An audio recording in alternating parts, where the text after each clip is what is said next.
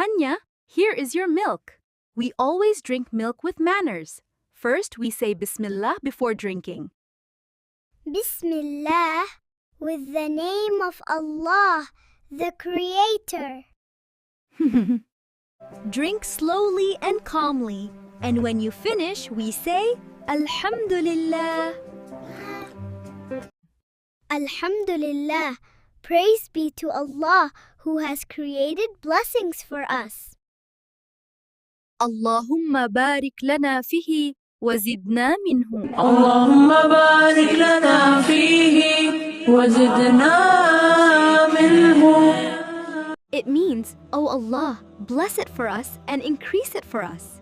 When we ask Allah for blessing, the thing becomes blessed. Something without blessing can cause sickness, but when Allah gives blessing, it helps build our health and protects us from illness.